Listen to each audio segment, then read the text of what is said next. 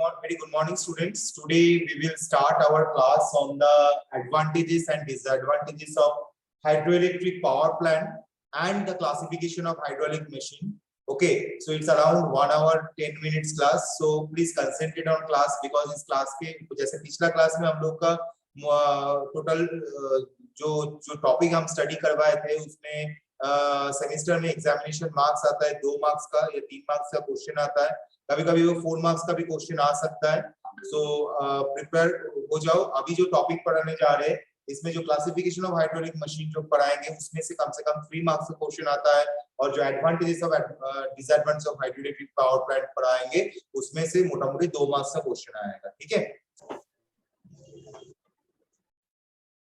and we will discuss about the advantages and disadvantages of hydroelectric power plant. And in my previous class we have already discussed about the introduction and the layout of hydroelectric power plant, where we have seen that that this is the difference between the head race and tail race level, which is called Hg. The difference Hg equals to difference between head race HR and tail race TR. Difference between head race and tail race, which is Hg, when the dam gate will open, that time due to the suction on that in this portion, the fluid is going to from the high pressure zone is going to the low pressure zone, and it will enter into the penstock, and through the penstock it will it will move from one place to the another place, and again it will discharge from the nozzle portion. जब मेरा यहाँ पे dam plate open होगा तो कम suction या vacuum के वजह से यहाँ पे जो हाई प्रेशर जोन पे जो मेरा फ्लूइड था वो फ्लूइड मेरा पेनस्टॉक के थ्रू से एंटर करेगा और उसके बाद वो एक जगह से दूसरा जगह पे मूव करेगा एंड नोजल के थ्रू से वो डिस्चार्ज होगा। जब नोजल के थ्रू से डिस्चार्ज होगा, क्रॉस सेक्शनल एरिया कम होने के वजह से यहाँ पे जो टरबाइन में जो टरबाइन का जो ब्लेड लगा हुआ रहता है वो नोजल के एरिया कम होने की वजह से बहुत ज्यादा वेलोसिटी से वो फ्लूइड डिस्चार्ज होगा और वो टरबाइन का ब्लेड में स्ट्राइक करेगा, giving some force, exerted some force on the turbine plate and acted at every fraction of minute, every fraction of second that jet is strike on the various number of plates of the turbine. Turbine का सब plate में धक्का मारता है और वो turbine automatically rotate करना शुरू करता है। जब टरबाइन का ब्लेड्स कंटीन्यूअस मोशन में रोटेट करना शुरू करेगा तब ये जो शाफ्ट लगा हुआ है यहाँ पे ये शाफ्ट रोटेट करना शुरू करता है और वो शाफ्ट के साथ एक अल्टरनेटर का शाफ्ट कपल होते रहता है, तो वो शाफ्ट अगर रोटेट करेगा तो अल्टरनेटर का शाफ्ट भी रोटेट करता है, जिसकी वजह से मेरा इलेक्ट्रिक पावर जनरेशन होता है। So this type of the description we have already discussed in my previous class. So this is now we will discuss certain simple thing, which is the types of head. Types of head में क्या है? This is Hg. Hg means gross head. How we will define the gross head? Gross head means the difference between the head race level and tail race level. Now another one is HF. HF means, sorry, it's small h. HF means head loss due to friction, because हम लोग का fluid mechanics का 4th chapter में fluid flow through pipes, ये जब हम लोग study किए थे उसमें हम लोग देखे थे कि पाइप के अंदर से कोई भी फ्लूइड जब फ्लो करता है, पास करता है, उस time due to the internal circumferential area of the pipe there should be some major loss or minor loss due to the sudden expansion, sudden contraction, bending, fitting, inlet, exit, ये सब चीज की वजह से उसके पाइप के अंदर minor losses होता है और मेजर लॉस होता है। पाइप का इंटरनल सर्कमफरेंशियल एरिया के साथ जो फ्रिक्शन होता है उसके वजह से मेजर लॉस होता है, राइट। तो उसके लिए जो यहाँ पे जब पेनस्टॉक के अंदर फ्लूइड मेरा एंट्री कर रहा है तो उस टाइम यहाँ पे मेरा एक लॉस अमाउंट ऑफ लॉसेस हो रहा है, that is my head loss due to friction. So types of head क्या मिला? gross head मिला, head loss मिला।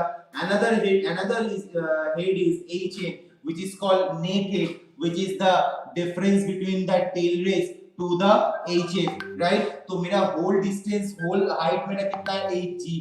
8g से अगर मैं HF को माइनस करूंगा तो मेरा मुझे अकॉर्डिंग टू द ड्राइंग मुझे नेट हेड मिलेगा 8g minus HF equals to net head. So these three types of head is applicable for the hydroelectric power plant. First one is gross head, second one is head loss due to friction, and third one is net head, which is Hg minus Hf. According to the diagram, this is Hg and this is Hf head loss. So Hg से अगर Hf को minus करूँगा तो मुझे net head मिल जाएगा. Okay. So now I will discuss the advantages of hydroelectric power plant.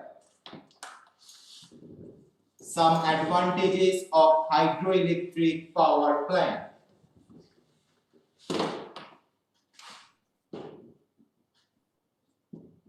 Advantages of hydroelectric power plant क्या है? First point, highly reliable. Point को थोड़ा समझने का कोशिश करना. Highly reliable. Highly reliable, clean and efficient energy source. Clean, efficient energy source.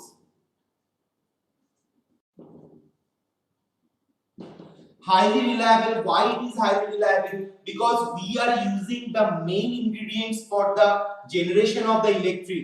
Electric generate करने के लिए जो मेरा main ingredients हम लोग use कर रहे हैं वो हम लोग का वाटर, डैम का वाटर. ये वाटर कहां से आया? ये डैम का वाटर आया है. जो हर एक इंडस्ट्री के आसपास में देखोगे कोई ना कोई रिवर रहता है, नदी रहता है. एग्जांपल ले लो तुम लोग का झारखंड में हिंदाल्को के पास है सुवर्ण रेखा, राइट. उसके बाद तुम एग्जांपल ले लो डीवीसी, दामोदर वैली कॉर्पोरेशन, उसके साथ में उसके साइड में भी रिवर है, राइट. आगरा का जो कंपनी है तो ठीक है उसके साइड में भी कावेरी रिवर है. तो कोई ना कोई इंडस्ट्री हमेशा जो इलेक्ट्रिसिटी जनरेट करता है तो वो इलेक्ट्रिसिटी जनरेट करने के लिए हमेशा वो जो जगह को चॉइस करता है, जो प्लेस को चॉइस करता है, पोजीशन ऑफ द प्लांट वो जो होता है वो बेसिकली रिवर का साइड में होता है. क्योंकि हम लोग का जो इलेक्ट्रिक पावर जनरेट करने के लिए सबसे जो इजी चीपेस्ट कंपोनेंट है, जो इंग्रेडिएंट है वो है मेरा वाटर. और वाटर को हम लोग यूज करेंगे, डैम को मुझे कंस्ट्रक्ट करना पड़ता है और जहां पे मैं वाटर को स्टोर कर सकूं और उसके बाद वो पेनस्टॉक के थ्रू से वो वाटर को हम लोग लाते हैं और टरबाइन का प्लेट पे हम लोग स्ट्राइक करवाते हैं और टरबाइन को रोटेट करवाते हैं. टरबाइन यहाँ पे जितना छोटा लग रहा है वो टरबाइन एक्चुअल अगर इंडस्ट्री में कोई अगर विजिट किए हो तो वहां पे देखोगे टरबाइन का प्लेट बहुत बड़ा साइज का होता है. तो वो turbine heavy amount of blade को रोटेट करने के लिए certain small amount of water force is not capable. तो वहां पे बहुत ज्यादा अमाउंट लगता है. बट ये हाईली रिलायबल इसलिए है क्योंकि हम लोग चीपेस्ट कंडीशन में वाटर को हम लोग यूज कर सकते हैं. क्लीन है बिकॉज़ हम लोग वाटर यूज करते हैं. अगर उसकी बदले में कोई ऑयल यूज करते तो ऑयल यूज करने से जो ऑयल का थिकनेस या ऑयल का डेंसिटी ज्यादा होता है कंपैरिजन टू द वाटर. तो इसके लिए क्या होता है कि वो जो पूरा जो प्रोसेस होता है वो प्रोसेस क्लीन नहीं होता है. क्योंकि हम लोग हमेशा कोई चीज को क्लीन करने के लिए वाटर यूज करते हैं. तो यहाँ पे इलेक्ट्रिक पावर जनरेट करने के लिए हम लोग वाटर यूज कर रहे हैं. That's why this process is very clean and efficient energy source. Because water का जो सोर्स ऑफ वाटर है दैट इज रिवर. अगर वाटर मेरा घटेगा तो मेरी एफिशिएंसी घटेगा, लेकिन वाटर अगर नहीं घटेगा तो एफिशिएंसी नहीं घटेगा. और ज्यादातर रिवर में लिक्विड का वैल्यू घटता नहीं है और उसको पहले ही हम लोग डैम पे स्टोर करके रखते हैं. तो ये जो प्रोसेस है ये this is very efficient energy source है. Second one is renewable non radioactive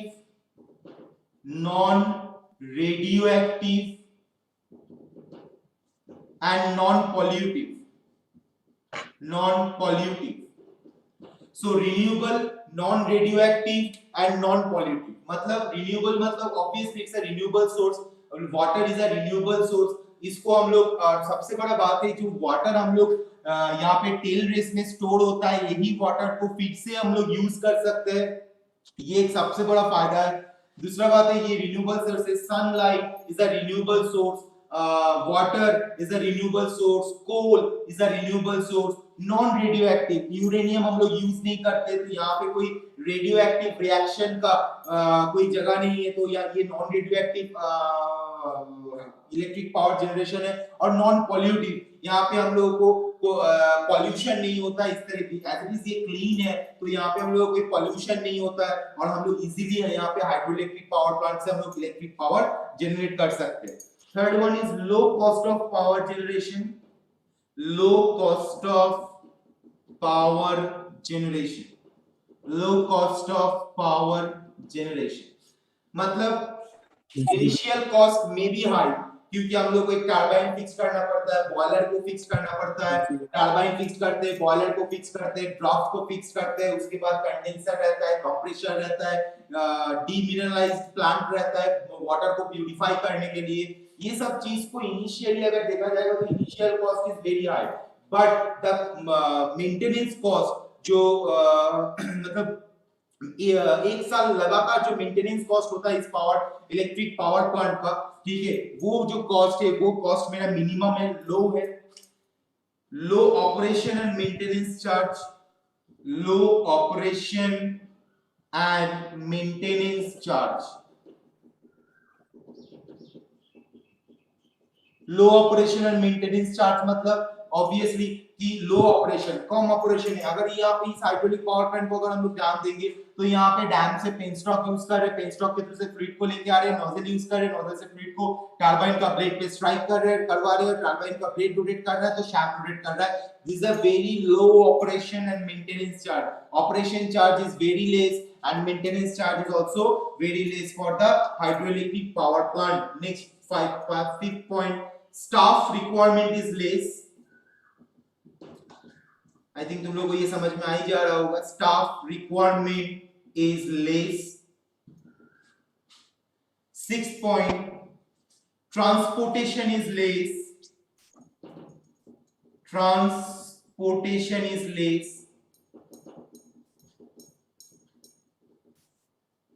transportation is less because dam से जो पावर प्लांट का जो टरबाइन हाउस होता है उसका डिस्टेंस बहुत ही कम रहता है, इसकी वजह से हम लोग सिर्फ वाटर को वेरी लो डिस्टेंस के अंदर हम लोग उसका जो पावर को हम लोग यूज कर सकते हैं। That's why it is transportation is less, ये वाला पॉइंट दिया गया है।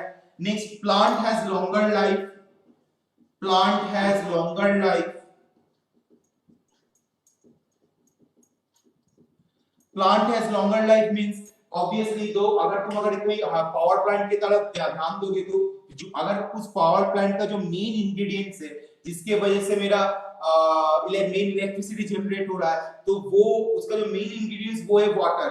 Water is very cheap, right? तो वाटर अगर कोई टरबाइन का ब्लेड के ऊपर जस्ट स्ट्राइक कर रहा है, मे बी सर्टेन टाइम बाद जो टरबाइन का जो ब्लेड है वो ब्लेड का मे बी कोरोजन हो सकता है, राइट, या उसके अंदर कुछ मालफंक्शंस हो सकता है, बट द होल प्लांट, अगर होल प्लांट के हिसाब से अगर हम लोग विचार करेंगे, क्योंकि वहां पे डीमिनरलाइज्ड प्लांट रहता है, बॉयलर हाउस रहता है, टरबाइन हाउस रहता है, इलेक्ट्रिक जनरेशन हाउस रहता है प्लांट के अंदर, तो वो जो प्लांट है उस प्लांट का बहुत लंबा एक लाइफ होता है, क्योंकि वहां पे हम लोग जो भी कंपोनेंट हम लोग यूज करते हैं वो सारा कंपोनेंट वाटर के, वो सारा कंपोनेंट्स के अंदर जो मेन इंग्रेडिएंट्स होता है वो मेरा वाटर होता है, इसीलिए उसका ये प्लांट का जो लाइफ होता है वो बहुत लॉन्गर होता है। Next point, the plant efficiency remains constant, the plant efficiency, the plant efficiency remains constant, right? What is the meaning of efficiency? Meaning of efficiency is output by input. तो यहाँ पे input क्या है? यहाँ पे input है how much volume of water is giving some force exerted some force into the turbine blade. This is the input. And what is the output? The output is the generation of electricity by the rotation of the shaft of the alternator. तो अगर मैं input को देखूंगा, input is dependent on the volume of water, तो जितना volume of water यहाँ पे strike करेगा उतना ही वॉल्यूम, उतना ही शाफ्ट मेरा स्पीड में रोटेट करेगा, जितना मेरा स्पीड में रोटेट करेगा अल्टरनेटर का शाफ्ट भी उतना स्पीड में रोटेट करेगा और मेरा इलेक्ट्रिसिटी जनरेशन होगा। So the plant efficiency remains constant because हम लोग एक सर्टेन पेनस्टॉक के अंदर से अगर पेनस्टॉक का फुल डायमीटर को अगर हम लोग कवर करके फ्लूइड को लेके आते हैं from this position to this position, तो मेरा वो कांस्टेंट, वो मैक्सिमम अमाउंट ऑफ वॉल्यूम हम लोग वहां पेनस्टॉक के थ्रू से अगर लेते हैं तो वो मेरा कांस्टेंट वॉल्यूम हुआ। तो इसीलिए जब कांस्टेंट वॉल्यूम ऑफ फ्लूइड जाके मेरा टरबाइन ब्लेड पे स्ट्राइक कर रहा है तो शाफ्ट का रोटेशन भी मेरा एक जगह पे मैक्सिमम होकर वो कांस्टेंट बनता है और वो मेरा मैक्सिमम अमाउंट और या constant amount of electricity generate करता है। So these are the advantages of hydroelectric power plant. So now I will discuss what are the disadvantages of hydroelectric power plant.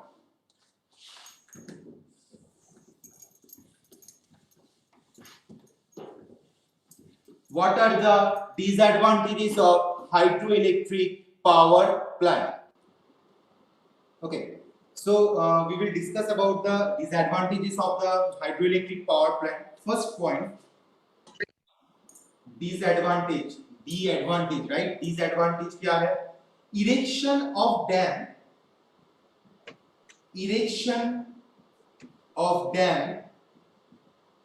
require longer period of time.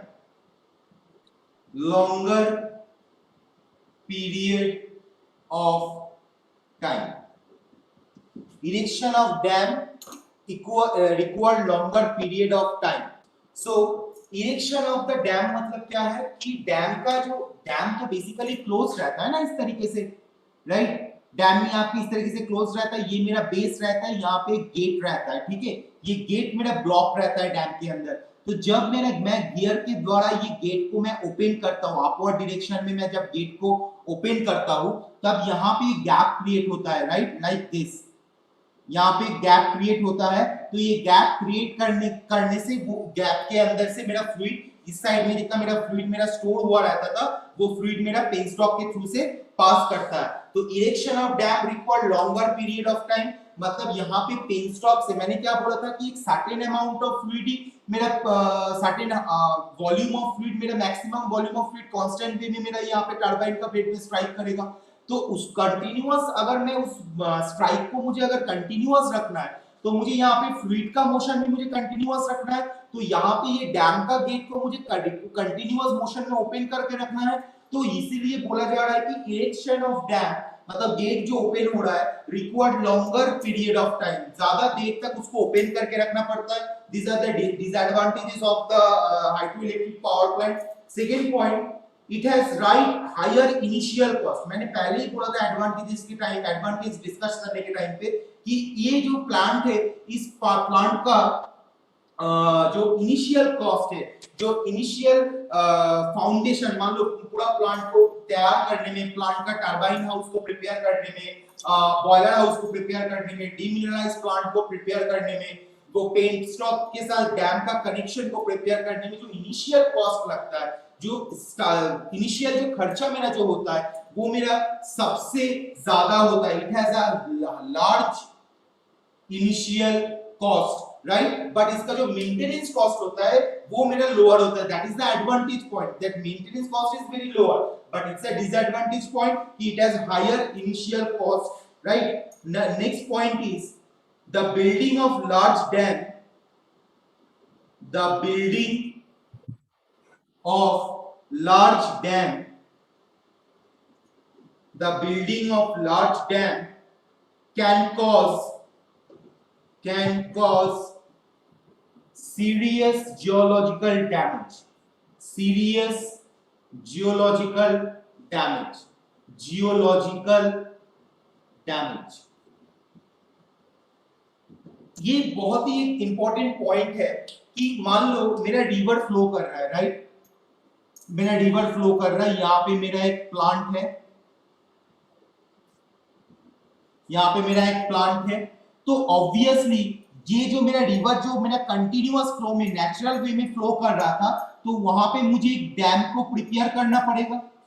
जब भी मैं एक dam को prepare कर रहा हूं तो वो जो रिवर का फ्लूइड, रिवर में जो फ्लूइड था, उस फ्लूइड का जो नेचुरल फ्लो को मुझे रोक लगाना पड़ेगा।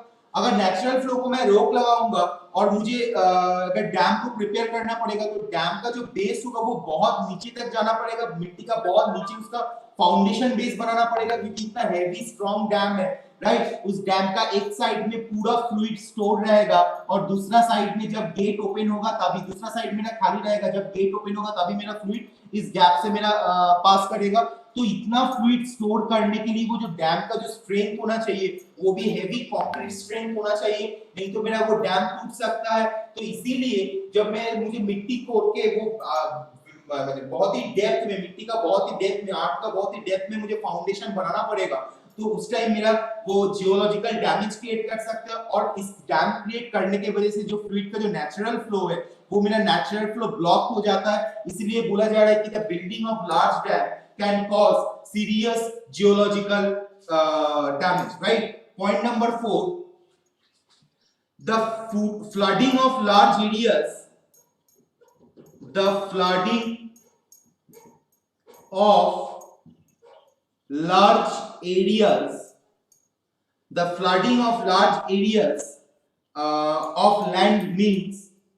of land means the flooding of large areas of land means that the natural environment is destroyed, that the natural environment is destroyed, natural environment is destroyed. Okay, इसका मतलब क्या बोल रहा है? The flooding of large areas of land means that the natural environment is destroyed. क्योंकि obviously अगर मैं ये डैम को अगर मैं यहाँ पे पुट करता हूँ रिवर का बीचों बीच, तो मेरा रिवर का जो वाटर है डैम का लेफ्ट साइड में वो पूरा स्टोर होगा और राइट साइड में वो मेरा स्टोर नहीं होगा।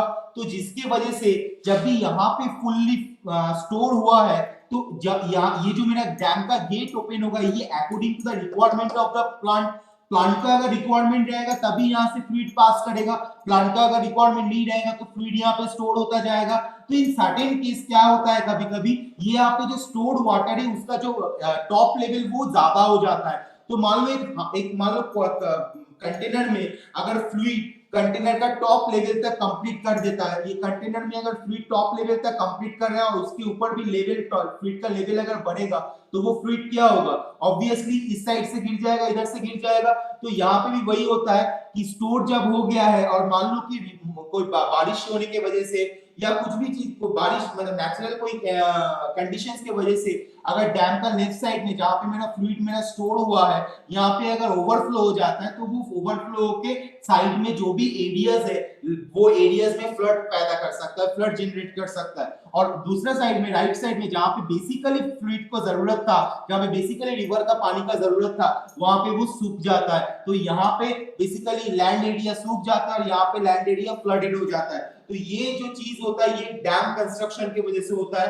तो ये मेरा क्या करता है, जो नेचुरल एनवायरनमेंट है कि एक साइड में मेरा सूख गया है और दूसरा साइड मेरा फ्लड हो गया है, तो ये जो नेचुरल एनवायरनमेंट है ये नेचुरल एनवायरनमेंट मेरा डिस्ट्रॉय हो जाता है, राइट। तो ये सब चीज की वजह से और एक प्रॉब्लम हो सकता है that people loses their forms, people loses their forms, loses their forms and business,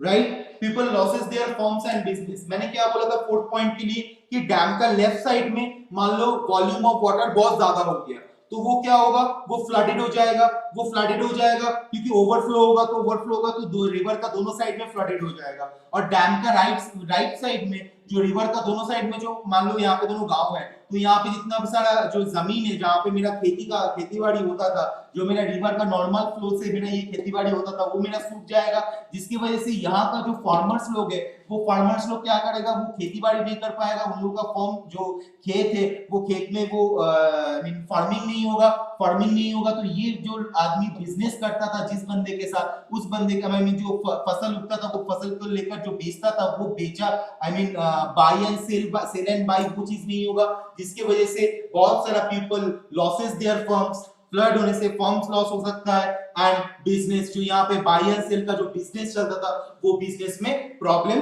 हो सकता है। तो ये जो मेरा जो डिसएडवांटेज पॉइंट, इस डिसएडवांटेज पॉइंट को भी थोड़ा ध्यान देना पड़ेगा, क्योंकि हम लोग एक इंजीनियर है, हम लोग का दिमाग में हमेशा ये रहना चाहिए कि हम लोग कुछ भी चीज करेंगे, कोई भी हम लोग मशीन को और इन्वेंट करेंगे या कोई भी प्लांट में हम लोग काम करेंगे तो हम लोग को या प्लांट को हम लोग प्रोड्यूस करेंगे, राइट। तो उसके लिए हम लोग को हमेशा देखना होगा कि सोशल जो सर्विस है, सोशल जो कंसर्न है, वो सोशल कंसर्न को हमेशा हम लोग को ध्यान में रखना पड़ता है, क्योंकि हम लोग को हमेशा ये ध्यान रखना पड़ेगा कि हम लोग का कोई काम की वजह से, मान लो यहाँ पे जो इलेक्ट्रिसिटी जनरेट हो रहा था इस इंडस्ट्री में, तो उसकी वजह से यहाँ पे डैम कंस्ट्रक्शन होने की वजह से यहाँ पे ओवरफ्लो हो गया और यहाँ पे जो जमीन था वहां पे बिना पानी में वो सूख गया, तो यहाँ पे जो नेचुरल एनवायरनमेंट जो मेरा डिस्ट्रॉय हुआ, तो उसका जिम्मेदार कौन बना? इंडस्ट्री बना। तो कोई भी इंडस्ट्री बनने के पहले वो कोई इंडस्ट्री का पोजीशन सिलेक्ट करने के पहले ये सब सारा चीज में सोशल, एथिकल, ये सारा चीज को ध्यान पे रखते हुए एक इंडस्ट्री बनता है, ताकि कोई भी सोशल इशू ना, प्रॉब्लम क्रिएट ना हो, या कोई भी जो सर्कमफरेंशियल एरिया में जितना पीपल्स रहता है उतना उसका जो अर्निंग का जो वे है वो अर्निंग में कोई प्रॉब्लम नहीं होना चाहिए, right. So these are the disadvantage of the hydroelectric power plant, and in previous we have completed the advantages of the hydroelectric power plant, right? So in my next class we will discuss about the surge tank and its necessity and what are. Okay, so now students, do you have any doubt regarding this topic? Anybody having any doubt regarding this topic? Sir third point फिर से समझाइए ना। The building of large dam can causes serious geological damage. Actually देखो, अगर मान के चलो हर कोई भी जगह में अगर बिल्डिंग स्ट्रक्चर प्रिपेयर होता है, कोई भी बिल्डिंग मान के चलते हैं, मैं डैम बिल्डिंग का बात नहीं कर रहा हूँ, मैं कोई नॉर्मल हाउस बिल्डिंग का बात कर रहा हूँ, तो कोई भी जमीन पे बिल्डिंग बनने के पहले उस जमीन के लिए जमीन के ऊपर कितना फ्लोर या कितना स्टोर बिल्डिंग बना सकते हैं, उसका एक डिजाइन स्ट्रक्चर करना पड़ता है, और उस डिजाइन के बेसिस में घर तैयार हो जाता है। मतलब मैं अगर कोई भी जमीन में 5 तला या 6 तला बिल्डिंग नहीं क्रिएट कर सकता हूँ, ठीक है, क्योंकि उसके वजह से क्या होगा, जो बिल्डिंग का स्टैमिना के जमीन का स्टैमिना के ऊपर डिपेंड करता है, सॉइल का स्ट्रेंथ के ऊपर डिपेंड करता है, सॉइल का ह्यूमिडिटी ऊपर डिपेंड करता है, सॉइल का मॉइस्चर के ऊपर डिपेंड करता है, एंड सॉइल का जो मतलब नीचे वाला कितना गहराई तक मैं उसका बेसमेंट रेडी कर सकता हूँ बिल्डिंग का, उसके ऊपर डिपेंड करता है। तो अगर मैं कोई बड़ा अगर डैम अगर बिल्ड करना चाहता हूँ, कहीं पे अगर तैयार करना चाहता हूँ कोई रिवर के ऊपर, तो अगर वो उसके लिए हम लोग को पहले कैलकुलेशन करना पड़ता है, जो भी सिविल इंजीनियर्स लोग रहता है वो पहले कैलकुलेशन करता है कि भाई इस रिवर के ऊपर मुझे कितना बड़ा मैं मैक्सिमम या कितना मैक्सिमम मैं डैम बना प्रिपेयर कर सकता हूँ, और वो डैम से जो मेरा वाटर डिलीवर होगा मेरा प्लांट के अंदर, वो वाटर क्या मेरा जितना मुझे required amount of electricity production के लिए प्रोडक्शन में रिक्वायरमेंट है, उतना अमाउंट ऑफ इलेक्ट्रिसिटी क्या प्रोडक्शन करेगा, ये सारा चीज, ये सारा फैक्टर्स देखते हुए फिर से उसके बाद जाके ये डैम प्रिपरेशन होता है। Am I clear? Yes sir. Okay, any more question students, any more question?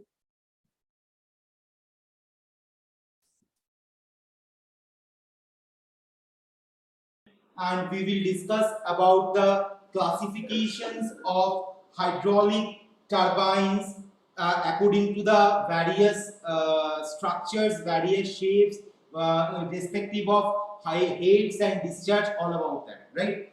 In my previous classes we have already discussed about the advantages and disadvantages of hydroelectric power plant. Now we will start in today's class about the surge tank. Surge tank. What is the meaning of surge tank? Surge tank means it's a one type of storage tank. First of all, surge tank means one type of storage tank. One type of storage tank, right? ये storage tank which is fitted on penstock to store water when valve is suddenly closed, or to supply water when higher discharge is required. Such a storage tank is called a surge tank. What is the meaning of that? Meaning of that means ये जो tell race के यहाँ पे जो liquid मेरा store हो रहा है, डिस्चार्ज होने के बाद, ब्लेड से डिस्चार्ज होने के बाद यहाँ पे जो टेल रेस के यहाँ पे जो मेरा लिक्विड स्टोर हो रहा है वो जाके यहाँ पे टेल रेस के नियर बाय में एक सर्च टैंक रहता है जहां पे मेरा वाटर एक्चुअली जाके स्टोर होता है। ये मेरा टेल रेस है, ब्लेड से डिस्चार्ज होने के बाद यहाँ पे आता है, उसके बाद टेल रेस से वो जाके सर्च टैंक में जाके स्टोर होता है। ये सर्च टैंक क्या होता है कि हमेशा कब यूज होता है, जब मेरा वाल्व इज सडनली क्लोज्ड। मान लो ये पेन स्टॉक का वाल्व मैंने बंद करके रखा हो और पेन स्टॉक का वाल्व मैंने अचानक से खोल दिया, तो ब्लेड के ऊपर सडन स्ट्राइक करेगा वो फ्लूइड। जब वो फ्लूइड सडन स्ट्राइक करेगा तो फ्लूइड टरबाइन का ब्लेड तो रोटेट करना शुरू करेगा, बट यहाँ पे जितना डिस्चार्ज होगा वो हेवी अमाउंट ऑफ डिस्चार्ज होगा, वो डिस्चार्ज जाके टेल रेस में जाएगा।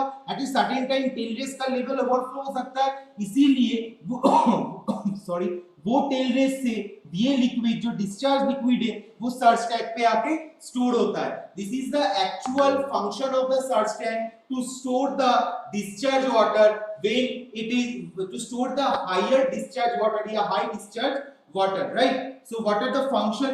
First one, when load on turbine decrease, when load on turbine decrease,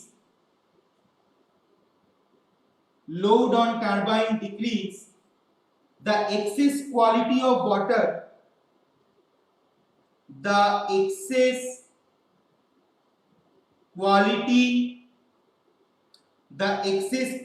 of quantity of water, sorry, the excess quantity of water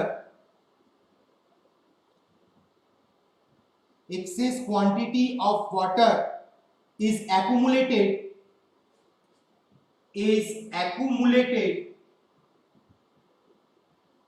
into storage tank, accumulated into storage tank for preventing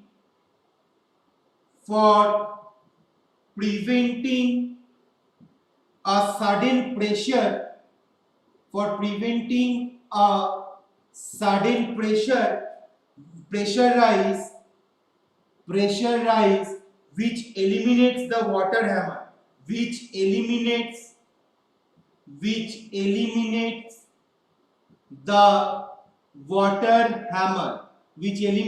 the water hammer, okay? इसका मतलब क्या है? इसका मतलब ये क्या बोला जा रहा है कि एक्सेस क्वांटिटी ऑफ वाटर, जब मेरा पेन स्टॉक यहाँ पे जो मैं वाल्व को अगर मैं सडनली ब्लॉक कर दूंगा, तो फिर सडनली ब्लॉक करने के बाद जो पेन स्टॉक में जितना अमाउंट, मान लो यहाँ पे मेरा जो वाल्व है, यहाँ पे मेरा एक वाल्व है, राइट? तो ये वाल्व यहाँ से मेरा पेन स्टॉक के थ्रू से वाटर आके ब्लेड पे स्ट्राइक कर रहा है, तो ये वाल्व को मैं जब भी सडन ब्लॉक करूंगा तो सडनली ये जो यहाँ का जो फ्लूइड ये जाके टरबाइन ब्लेड पे स्ट्राइक करेगा और टरबाइन ब्लेड पे स्ट्राइक करने के बाद वो टेल रेस पे आ जाएगा, right? So sudden excess quantity of water is accumulated into storage tank।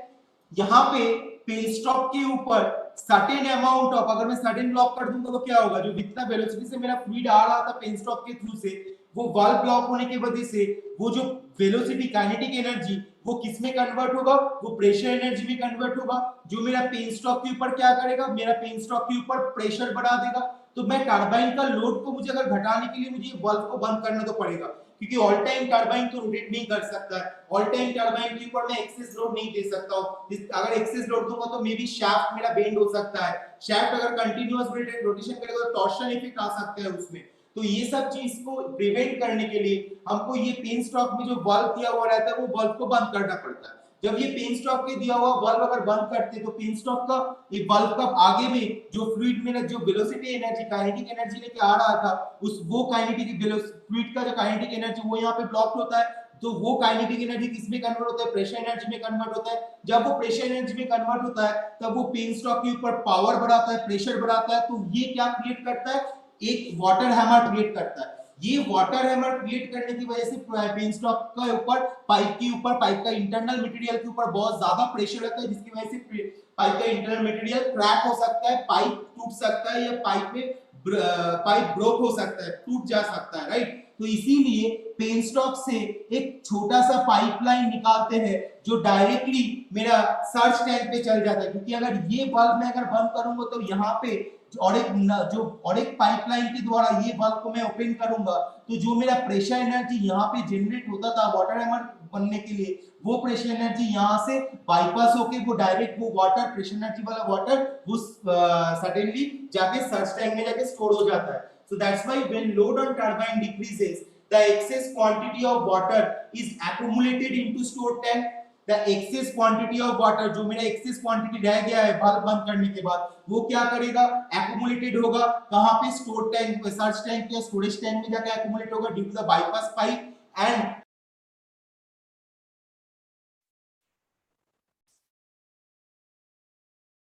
यहाँ से बाईपास होके वो डायरेक्ट वाटर प्रेशर वाला वाटर उस सडनली जाके सर्च टैंक में जाके स्टोर हो जाता है.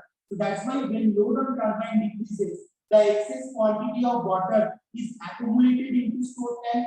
The excess quantity of water जो मेरा excess quantity रह गया है बल्ब बंद करने के बाद वो क्या करेगा, accumulated होगा कहाँ पे, stored tank सर्च टैंक या स्टोरेज टैंक में जाके accumulate होगा due to the bypass pipe and it eliminates or preventing a sudden pressure rise which eliminates the water hammer. यहाँ पे अगर बाईपास हो जाएगा तो यहाँ पे velocity energy kinetic energy pressure energy में कन्वर्ट हो रहा था वो प्रेशर एनर्जी में कन्वर्ट नहीं हो पाएगा प्रॉपर्ली, वो बाईपास वाल्व से जाके वो सर्च टैंक में जाके स्टोर हो जाएगा. So these are the main important function of the search tank. Second one is to regulate the flow of water. To regulate the flow of water, to regulate the flow of water to the hydraulic turbine, to the hydraulic turbine, to the hydraulic turbine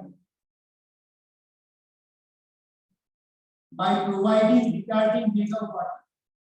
Turbine by providing retarding head of water, retarding head of water. इसका मतलब क्या बोल रहे हैं, इसका मतलब ये है कि डैम मेरा बेसिकली प्लांट से एक सर्टेन डिस्टेंस में रहता है. डैम का गेट से जो पानी को हम लोग रिलीज करते हैं और वो लिक्विड या वो फ्लूइड जो मेरा पेनस्टॉक के थ्रू से आके टरबाइन का ब्लेड के आगे ऊपर स्ट्राइक करता है, तो ये कभी-कभी जो इतना डिस्टेंस कवर करते हुए सर्टेन लॉसेस की वजह से वो फ्लूइड का जो काइनेटिक एनर्जी वो रिड्यूस हो जाता है. तो वो काइनेटिक एनर्जी को फिर से मतलब उस प्रेशर एनर्जी या उस फ्लूइड के अंदर फिर से एनर्जी जनरेट करने के लिए हम लोग क्या करते हैं, सर्च टैंक से एक पंप के द्वारा इस पाइपलाइन और एक पाइपलाइन से इस पंप के द्वारा वो फ्लूइड को pressure certain amount of fluid को प्रेशर गेन करवा के या उसके अंदर पावर गेन करवा के या वेलोसिटी एनर्जी गेन करवा के हम लोग डायरेक्ट पेनस्टॉक के अंदर एंट्री करवाते हैं, ताकि जो फ्लूइड इस यहाँ से लेकर यहाँ तक आते हैं कि जो फ्लूइड का एनर्जी लॉसेस हुआ है वो एनर्जी लॉसेस को एनर्जी लॉस जो हुआ है उसको फिर से वो एनर्जी को फिर से रिकवर करने के लिए सर्च टैंक से एक मोटर के द्वारा एक पंप के द्वारा फ्लूइड को सर्च टैंक के जो अंदर जो फ्लूइड मेरा स्टोर हुआ है स्टोरेज टैंक में स्टोर फ्लूइड को एक प्रेशर एक वेलोसिटी गेन करवा के फिर से पेनस्टॉक के अंदर हम लोग देते हैं, ताकि जो एनर्जी मेरा लॉसेस हुआ है from dam to this portion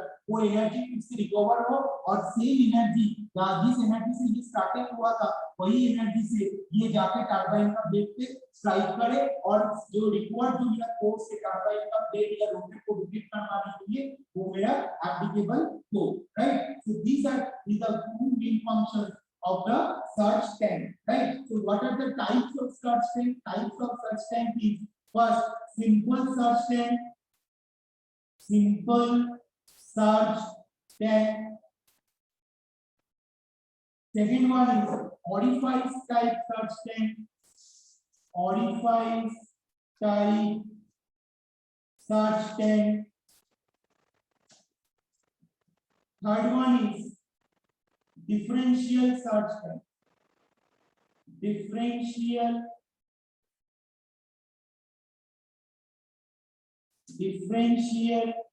surge tank, right. तो तीन टाइप का सर्च टैंक होता है। सिंपल सर्च टैंक जिसका कंस्ट्रक्शन है सिंपल होता है, it may be a rectangular shape, may be a rhombus type of shape, ये सिंपल सर्च टैंक होता है। Second orifice type search tank, orifice type search tank means जो search tank होगा उससे जो लिक्विड निकलेगा वहां पे ऑरिफाइस यूज किया जाता है, that's why it is called orifice type search tank. And third one is differential search tank.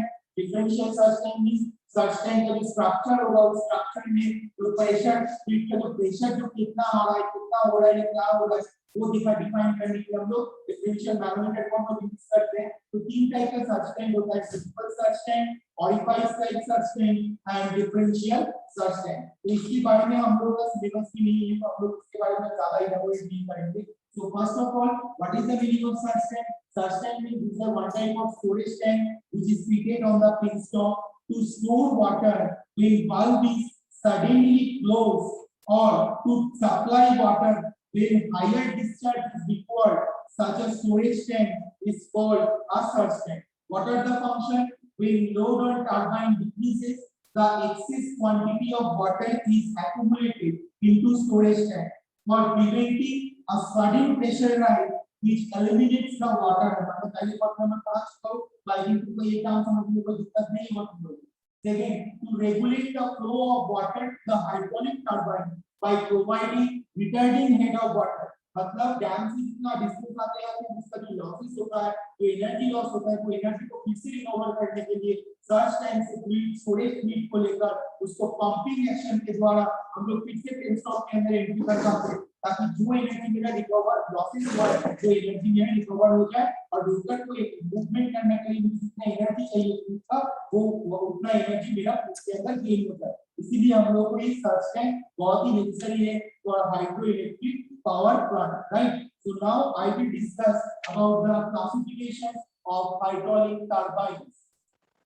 So classification of hydraulic turbine, hydraulic turbine का classification डिपेंड करता है कि मतलब बेसिकली जो आज के दिन में प्रैक्टिकल इंजीनियर प्रैक्टिकली जो हाइड्रोइलेक्ट्रिक पावर प्लांट चलता है तो उसमें हम लोग उसमें जो बिफोर इन्वेस्टिंग और before I mean foundation of the turbine house we have to classify the turbine, which amount of waves are available, which amount of discharge are available from the river which is beside the industry।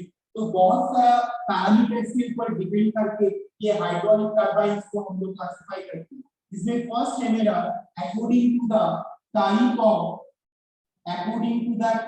Of energy at inlet, according to the type of energy at inlet।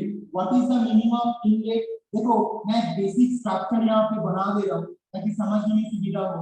ये मेरा rotor का shaft है, ये मेरा blade है, एक blade को मैं डिफाइन कर रहा हूँ। तो ये एनर्जी मान लो इस तरीके से स्ट्राइक कर सकता है फ्लूइड, इस तरीके से स्ट्राइक कर सकता है, दोनों तरीके से स्ट्राइक कर सकता है, राइट? तो ये जब भी ये फ्लूइड अगर इस तरीके से स्ट्राइक करे इस डायरेक्शन में स्ट्राइक करे, बट सर्टेन जब भी वो स्ट्राइक करेगा सर्टेन अमाउंट ऑफ एनर्जी ये कर्व प्लेट के ऊपर एग्जर्टेड होगा, तो वो एनर्जी एट द इनलेट जब वो स्ट्राइक करेगा दैट इज इनलेट, जब वो रिटर्न बैक करेगा या जब वो यहां से अगर इस तरीके से स्ट्राइक करेगा तो यहां से निकल जाएगा, राइट? और इस तरीके से स्ट्राइक करेगा तो वो दोनों साइड से निकलेगा, इस डायरेक्शन में दोनों साइड से निकलेगा। तो जब इस तरीके से स्ट्राइक कर रहा है इनलेट में एनर्जी अवेलेबल के ऊपर डिपेंड करके हाइड्रोलिक मशीन को हम लोग दो पार्ट में डिस्ट्रीब्यूट करते हैं। First one is impulse turbine and second one is reaction turbine।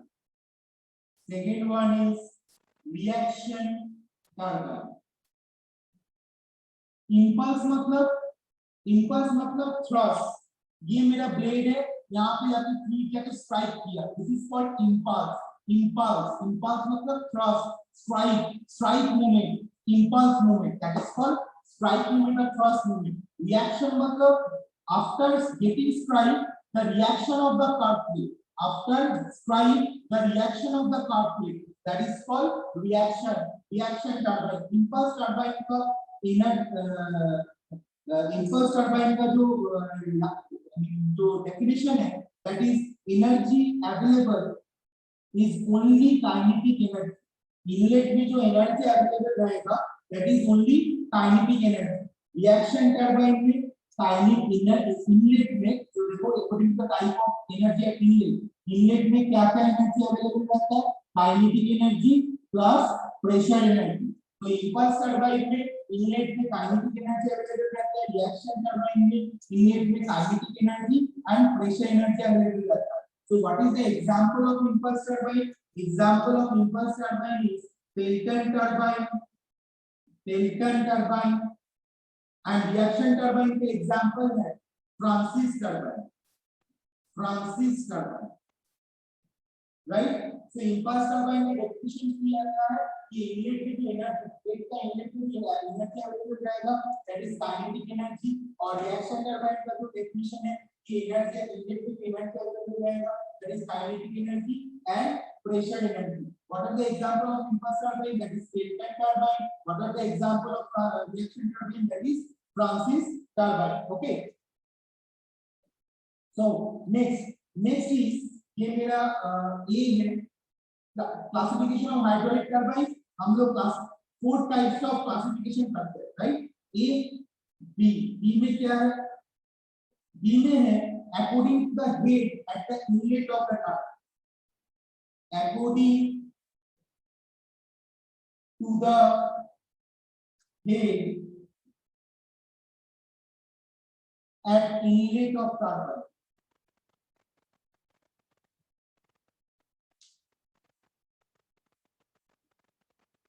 Right? Inlet of turbine मतलब टर्बाइन का ब्लेड में कितना वेग है। वेग है मतलब ऑब्वियसली उसके अंदर काइनेटिक एनर्जी भी रह सकता है, प्रेशर एनर्जी भी रह सकता है, वेलोसिटी एनर्जी भी रह सकता है, क्योंकि हम लोग वेग को डिफाइन करते हैं वेग equals to kinetic energy plus pressure energy plus velocity energy, और वेग इक्वल्स टू प्रेशर एनर्जी, वेग इक्वल्स टू में भी काइनेटिक एनर्जी, और वेग इक्वल्स टू में भी potential energy. So according to the head available at the inlet of turbine, so what are the classification? First, low head turbine, low head. Second, medium head, medium head. Third, high head.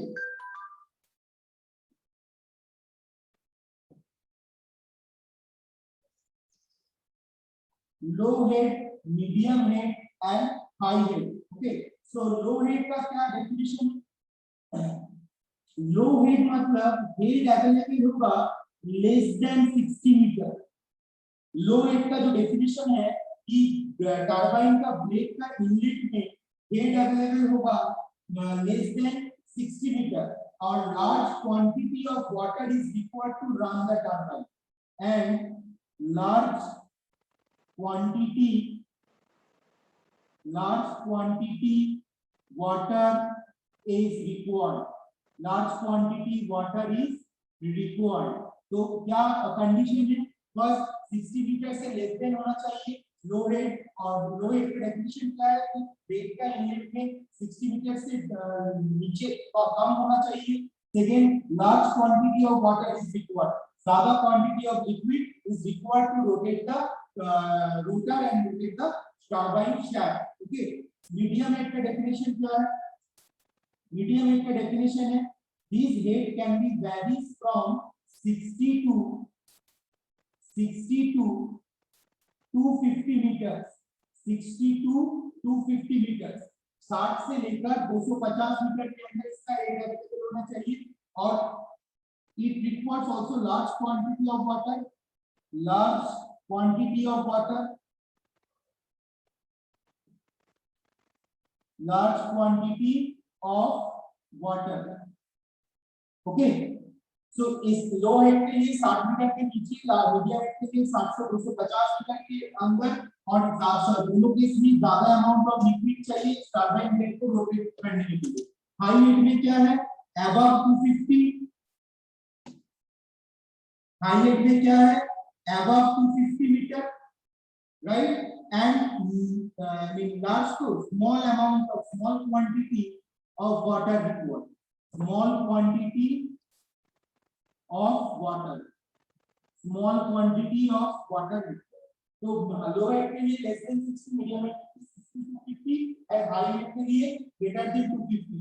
high height के लिए small quantity of water required होगा, medium height के लिए large quantity of water required होगा, low height के लिए भी large quantity of water required होगा. Now what are the example? low height का जो example है that is Kaplan turbine. low height का जो example है that is Kaplan turbine. ये सारा चीज हम लोग स्टडी करेंगे एक एक करके. मेरा अगला क्लास होगा उसमें हम लोग स्टडी करेंगे. एग्जांपल क्या है? Kaplan turbine. मीडियम के लिए क्या है? Francis turbine. Francis turbine. और हाई हेट के लिए क्या है? Pelton turbine. हाई हेट के लिए Pelton turbine. Right? Kaplan, Francis and Pelton. Next ये मेरा ए हो गया क्लासिफिकेशन, बी हो गया क्लासिफिकेशन. अब मैं इसको थोड़ा सा साफ करना हो तो मैं इस पर सी लिखूंगा, सी बनाऊंगा. सी क्लासिफिकेशन मेरा क्या है वो बनाऊंगा. ओके, तो गिव मी जस्ट मिनट.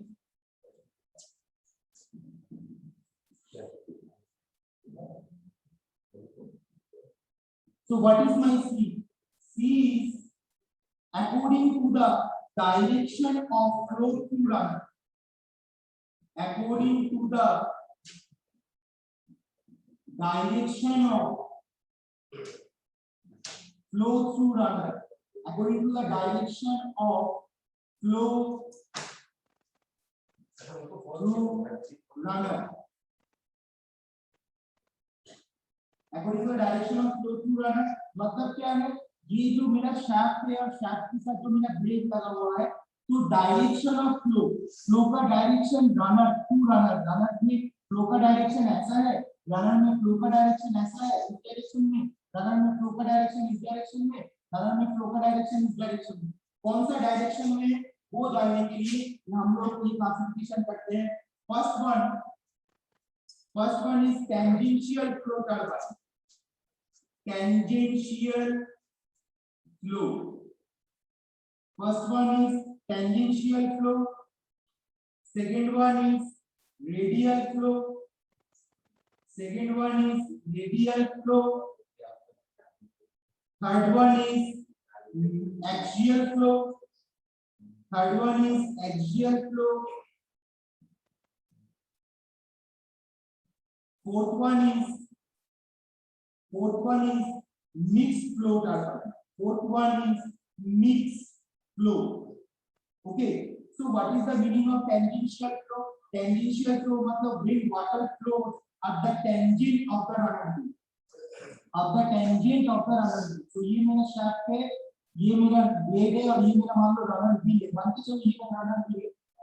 चलो रनर व्हील को ड्रॉ कर रहा हूँ. ये रनर व्हील है, ये मेरा रनर व्हील है, ये मेरा शाफ्ट है और इस यहाँ पे मेरा ब्लेड लगा हुआ है. ठीक है, तो टेंजेंशियल फ्लो मतलब टेंजेंट बराबर. ओके, मतलब यहाँ पे अगर टेंजेंशियल बराबर अगर स्ट्राइक करेगा तो that is my tangential flow. या तो हम लोग इसको इस तरीके से भी दिखा सकते हैं.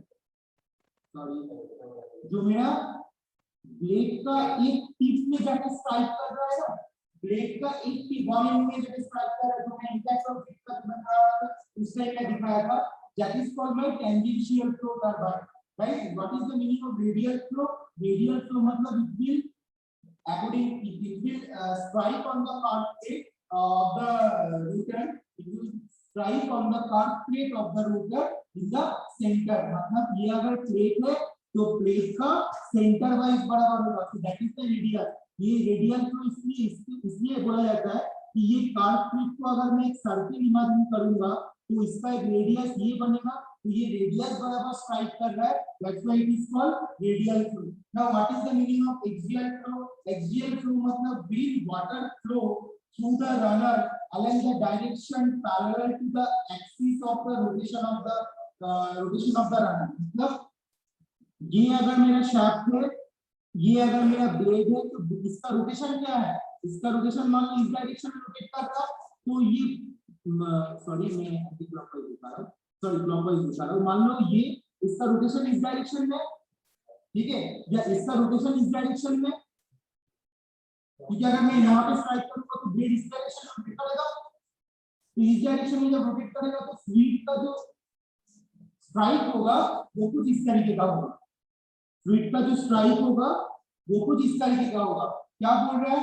when the water flows through the runner, when the water flows through the runner along the direction parallel to the axis of rotation of the runner, along the direction parallel to the axis of the rotation of the runner।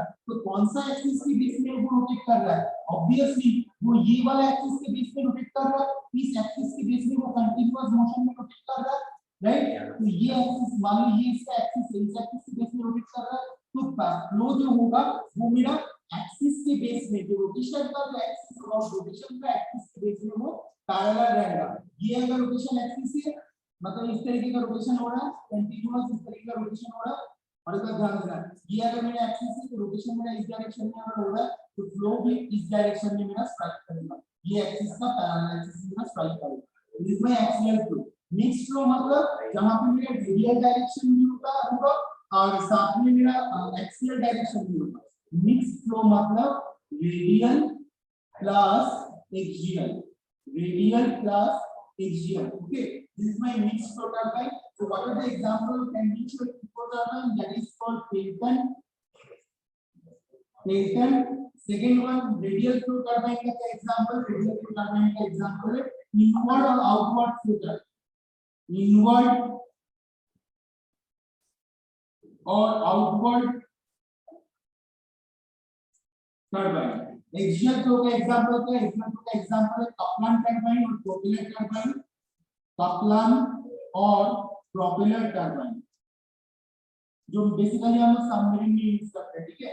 Kaplan और propeller turbine. Mix flow में हम लोग क्या use करते हैं? Mix flow में हम लोग modern Francis turbine, modern Francis turbine. ये जो क्वेश्चन आता है क्लासिफिकेशन ऑफ हाइड्रोलिक मशीन, ये 5 मार्क्स का क्वेश्चन आता है, ओके? तो इस तरीके से सजा सजा के लिखोगे नहीं तो मार्क्स नहीं मिलेगा, ओके? तो this is the type C of the classification. Now I will type D. So what is type D? D is according to the specific speed of the turbine, according to the specific speed of turbine, according to specific speed of the turbine। What is the meaning of specific speed? At first we have to define that. The specific speed of the turbine, which is the speed of a geometrical similar turbine that would develop unique power working under unique rate, and according to specific speed turbine are classified as low specific speed turbine, medium specific speed turbine and high specific speed turbine। Okay, so what is the turbine specific speed? मतलब unit power working per unit rate। What is the meaning of specific speed? Specific speed means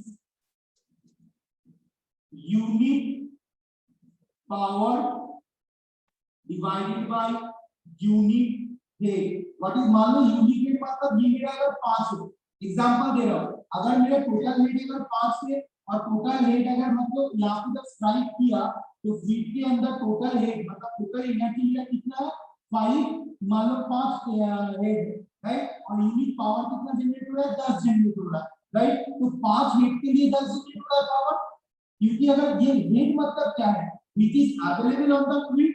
fluid जब पास करता है Bernoulli's theorem के अनुसार उसके अंदर pressure energy, velocity energy और kinetic energy और पोटेंशियल एनर्जी रहता है। तो जब ये टोटल जो एनर्जी को हम लोग हेड की कंसीडर करते हैं, राइट? तो जितना अमाउंट ऑफ हेड लेकर ये ब्लेड पे स्ट्राइक करेगा उतना ही मेरा पावर जनरेट होगा। तो 5 अमाउंट ऑफ हेड के लिए अगर 10 अमाउंट ऑफ पावर जनरेट हो रहा है तो एक अमाउंट ऑफ हेड के लिए कितना पावर जनरेट होगा वो मैं कैलकुलेट कर पाऊंगा। That will be called the specific speed. इसके ऊपर डिपेंड करके हम लोग 3 पार्ट में डिस्ट्रीब्यूट करते हैं: लो specific speed, medium specific speed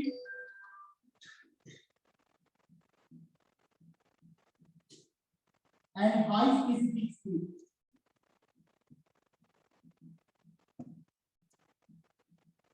low specific speed, medium specific speed and high specific speed. इसका एक लो स्पेसिफिक स्पीड का एग्जांपल क्या है? That specific speed should be less than 60। Medium specific speed का एग्जांपल क्या है? That is 60 to 400। और high specific speed का एग्जांपल क्या होगा? Greater than 600।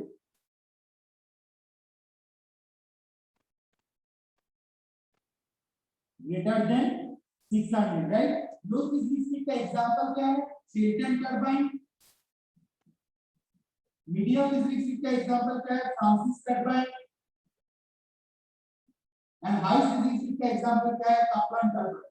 देखो, कपलान टरबाइन हम लोग हमेशा सबमरीन में यूज करते हैं क्योंकि हम लोग को हमेशा हाई स्पेसिफिक स्पीड चाहिए, क्योंकि अगर कपलान टरबाइन में एक यूनिट हेड के रेस्पेक्ट में मुझे मैक्सिमम अमाउंट ऑफ पावर चाहिए होता है। नहीं तो समुद्र के अंदर जब सबमरीन कोई एक डायरेक्शन से दूसरा डायरेक्शन में जाता है तो ड्यू टू द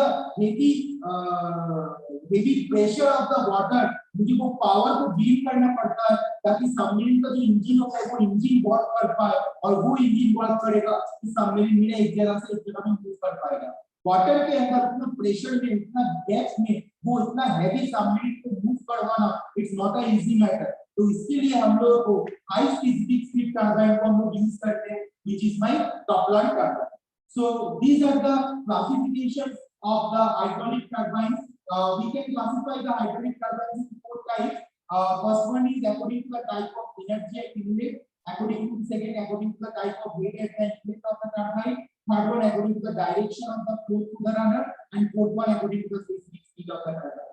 ये चार पार्ट को हम लोग फिर से बहुत सारे पार्ट में डिस्ट्रीब्यूट करते हैं, impulse, reaction, flow rate, medium rate, high rate, tangential, radial, axial, mixed flow, low specific speed, high specific speed and medium specific speed। and उसका एग्जांपल ऑलरेडी मैं इस साइड यहाँ पे किया हूँ। सो ये आज का जो क्लास है इसको थोड़ा अच्छा ध्यान से पढ़ना, इसको हम लोग को ज्यादा रट्टा मारने का जरूरत नहीं है। हम लोग सिंपल अगर थोड़ा सा ध्यान से स्टडी करेंगे तो हम लोग को बहुत अच्छे से याद रह जाएगा। ये सेमेस्टर में 5 मार्क्स का क्वेश्चन में आता है, तो इसको अच्छे से स्टडी करो और इस तरीके से बोर्ड में लिखा है उस तरीके से एग्जाम में हो गया। I mean, तुम लोग का आंसर शीट में उसको प्रिपेयर करके आना। So thank you. So now students, do you have any doubt related to this topic? Do you have any doubt? Sir sir जो मीडियम स्पेसिफिक स्पीड है 60 से 400 और हाई स्पेसिफिक स्पीड है greater than 600, तो उसका बीच में तो 500 400 से 600 के बीच में जो रहेगा उसको क्या बोलें? Actually, that is also considered to the medium and high specific speed turbine because the turbine works on the application. मतलब मुझे अगर मेरा मान के चलो स्पेसिफिक स्पीड 400 से ऊपर हो रहा है और 600 से नीचे हो रहा है, जैसे एग्जांपल दे रहा हूँ, जैसे मान के चलो अगर लैमिनर फ्लो बोलते हैं तो हम बोलते हैं कि 2000 के नीचे, राइट, और टर्बुलेंट फ्लो जब बोलते हैं तब बोलते हैं कि 4000 से ज्यादा। तो 2000 से 4000 के बीच वाला पोर्शन को हम लोग क्या बोलते हैं? It may be laminar, may be turbulent. 2000 से 2100 2200 2300 को बोलेंगे लैमिनर लैमिनर लैमिनर। धीरे धीरे वो आहिस्ता आहिस्ता आहिस्ता आहिस्ता वो टर्बुलेंट होते होते 4000 तक पहुंचेगा और 4000 के बाद फुल्ली टर्बुलेंट होता है। ठीक यहाँ पे भी 400 से लेकर 600 तक, 400 से जब थोड़ा करके जाएगा 410 420 430, it's considered to the medium specific speed. और जब भी वो मोटा मोटी 500 के ऊपर चल जाता है that considered as the high specific speed turbine. Clear? Yes, sir. Okay. Now, any more questions, students? Any more question? Okay. So, thank you everyone for attending this class. And ये class का जो combined दो class का video जो है, जो वो merge करके मैं YouTube में upload करके तुम लोगों को share कर दूंगा, ठीक है? और उसको अच्छे से study करना. So, thank you everyone for attending class. Thank you.